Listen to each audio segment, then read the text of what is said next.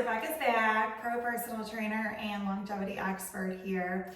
So today we're going to learn how to foam roll. Foam rolling is a wonderful component to include in your stretch routine. And it's basically, the technical term for it is called myofascial release. And the myofascia is, I would think of it as like the skin that goes around your muscles. And that's typically where people feel what we call tightness in their muscles. It's pretty pliable and it knots up, it kind of twists and knots up when it's overutilized or fatigued. And so foam rolling is essentially what we call acupressure, and it's a great way to release those knots in the muscles so that those muscle fibers line up a lot better. That way your muscles are actually able to activate and execute in the proper forming movements that we're looking for in a great training session. So the foam roller that I'm using today is actually a medium firmness.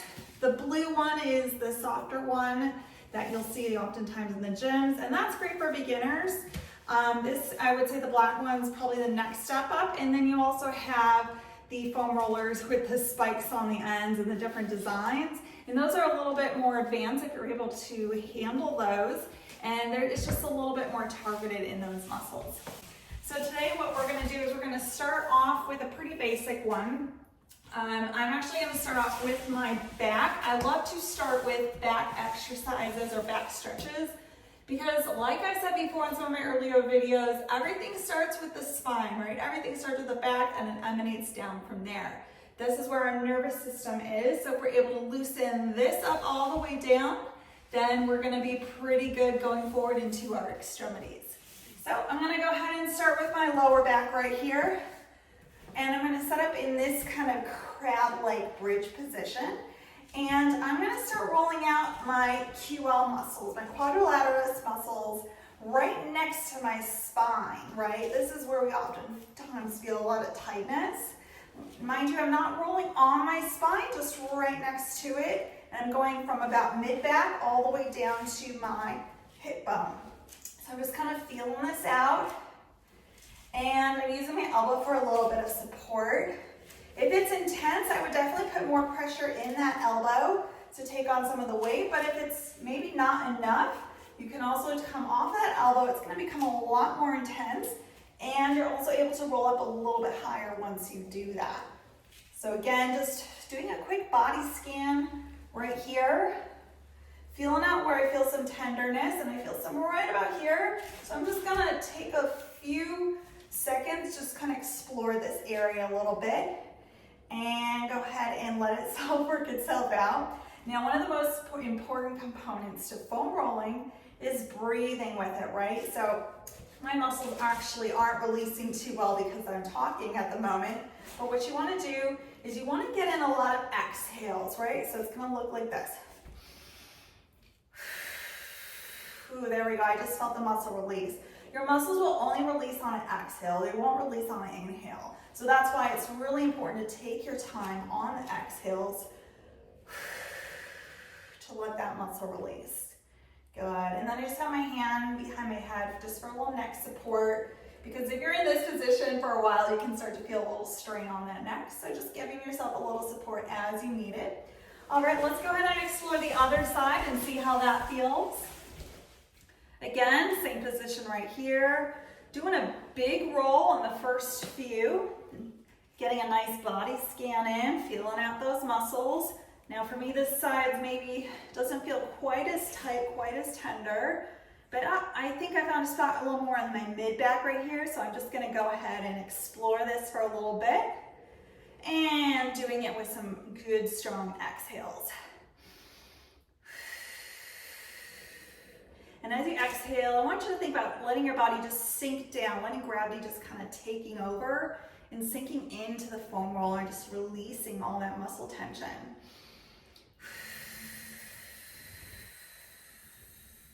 Good. All right, so now that I got that lower back done, I'm gonna go ahead and move up into my mid-back and upper back. Now, for you ladies out there, or men with long hair, definitely like to take my hair up into a ponytail right here. That way you don't run it over and get caught while you're foam rolling. Usually buns are better. Look at my crazy bun. All right, so I'm gonna take my hands behind my head for support, and I'm gonna do a body scan, basically from my mid-back all the way to right below my neck. Now, as I'm doing this, I'm squeezing my shoulder blades together to help protect my spine. So I'm not rolling right on my spine. I'm giving it a little cushion by squeezing those muscles together. Your body is very open in this position. Go ahead and just feel it out again. Where do I want to explore a little bit more? So for me, right now I feel a little bit in my upper shoulders. So I'm just gonna do a couple of mini rolls right here to work it out. Again, with some exhales. Ooh, big release right there.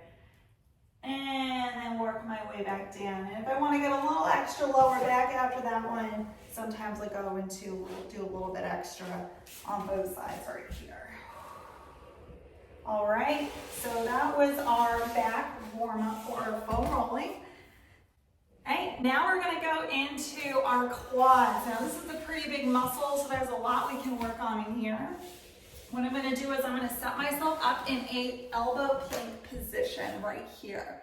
And again, I'm gonna start with the body scan, full body scan, using my elbows to kind of walk myself forwards and backwards, coming all the way up to my hips and all the way down to the top of my kneecaps. Big full body scan, just again, looking for those tender spots. And I feel some right here in my upper quads. Sometimes I get a little tightness from driving a lot, taking my son to school. So lifting that foot up and down definitely works that upper quad. And just walking it forward, just do a big full scan on the front of those quads, feeling where there's any tenderness, and then exploring that a little bit deeper. Now, once these feel good, let's go ahead, we're gonna rotate those toes inwards. You're gonna do pigeon toes right here. Ooh, got a cramp in my foot. And we're gonna work a little bit more the outside of the top of those quad muscles. Again, big full body scan. And then looking for those tender spots and spending a few seconds on them. And you really want to take your time with the foam rolling, right? You don't want to speed through it. I'm going a little bit quicker just for this demonstration, but you want to take your time on this. Now, once you hit those outer quads, we're going to go ahead and spread those legs apart. And we're going to work the inner quads right here. So pointing those toes out for me. Big full body scan right here. And this one's going to feel a little bit different than those outer quads. All right, these feel pretty good. Maybe a little tender spot right here. So I'm just gonna play around with this for a minute before I switch out to my full exterior outer thigh. So for the exterior thighs, we're gonna literally come into a side plank position right here. And you're gonna basically use your elbow for support. You gotta be pretty strong in that arm. And I'm gonna use this leg for support right here. And I'm just gonna bend my knee up and down just like this to help me facilitate my roll on an IT band right here, my allodial band. And these typically are gonna be pretty tight. We use these a lot throughout the day, especially if you're an athlete and do a lot of side-to-side movements. That's the tendon that tends to get built up and work the most. So these can be pretty tender, so you might wanna take your time on these. May not be able to put all your weight on it, so you definitely want to come up, put a little more weight into those arms. And if you need to come up all the way just to really get that load off, you can even come up onto your hands and then rest that foot right there on the floor. Okay, all right, I'm gonna explore the other side next.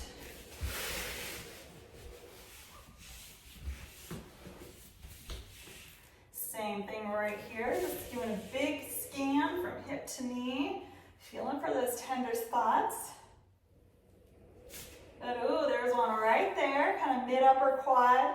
Just working my way into that with some strong exhales. we go. It's releasing. Now sometimes the release won't happen for say 5 minutes. It just depends on how responsive your body is. My muscles didn't always used to release right away on the exhale. It took about a year to work up to that. So you gotta be really patient with your body when it comes to foam rolling or stretching. All right. Okay, let's take a look at the glutes next. Now, funny enough, people tend to hold a lot of tension in their butt. So it's gonna be, this one can be painful for some of you, but you're basically gonna come onto your foam roller just like this, and you're gonna come onto one side of your tailbone, and you're just gonna roll back and forth from the midline out to the sides. You're gonna get into the glute and medial glute, posterior glute and medial glute. Now mine aren't too tight, surprisingly, so I'm gonna switch over to the other side already. And some of you may not feel this very much at all. If that's the case, definitely recommend you take a step up and use one of those gnarly trigger point foam rollers with the funky designs. You're gonna get a little bit more targeted foam rolling that way. All right, so once that feels good, then we'll go ahead and let up off of those glutes. And next we're gonna go into a couple more difficult foam rolling muscles. One is gonna be the calf. Now this one's just a little harder just because it's awkward. There's not a lot of room for movement. But basically I'm gonna lift my body up off the floor and I'm just gonna push it forwards and backwards right on that calf muscle right there. Now if you're not feeling this too much, then you can take the other leg and stack it right on. But you have to have a pretty strong core and upper body to hold your weight up in this position. Yeah, it's a great body and core workout right here. Good, and again, other side, switching, doing a big scan on those calves. Ooh, and then finding tender spots. There's one right there. I'm kind of rotating out to my left a little bit to get into the side part of that calf. You can do that. You can rotate outwards. You can rotate inwards. Because our calves, our muscles are so much more than just straight lines, right? They're 360-degree muscles that wrap all around our body. So it's important when you're foam rolling, you want to try to get as many angles as possible by rotating and twisting on them. Good. All right, so now that we got the calves, we're going to get the shins, and more importantly, the soleus muscle right here down the front of the calf, or down the front of the shin rather. Again, this one's going to take a little bit of body support in order to facilitate. But what I'm going to do is I'm going to come up right on top of my, right underneath my knees. I'm going to cross my feet, and on all fours, I'm going to roll forwards and backwards, just kind of tucking my body underneath on this foam roll, getting into that soleus muscle right there. Let me show you another angle right here. Good, and just pushing my hips out to the side, pulling my knees to the opposite side. Now these ones are pretty tender for me, so I can only spend a little bit of time on each side, but regardless, I'm getting in it. And this is all lower body movement. Notice how my upper body is staying pretty static. I'm using my knees to pull my legs forwards and backwards. Good, and if this is too intense, you can unstack that top leg and just roll with the bottom leg if you need to let off a little weight. All right, so that's an important one to get in. Not so common just because not many people know about that one.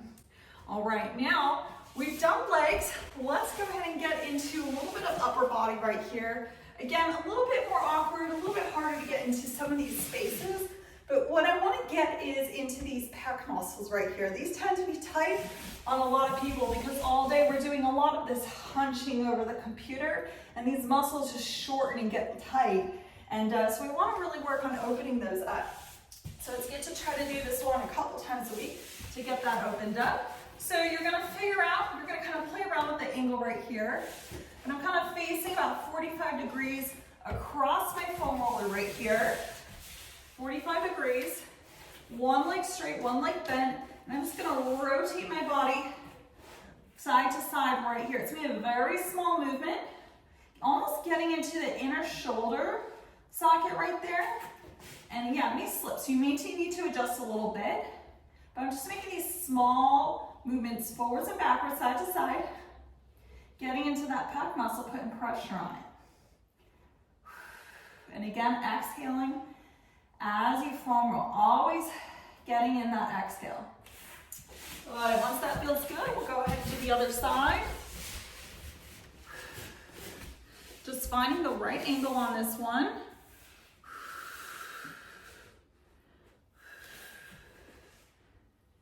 Good, and for us ladies, you don't really want to get on the breast, you want to just kind of get on the side of it.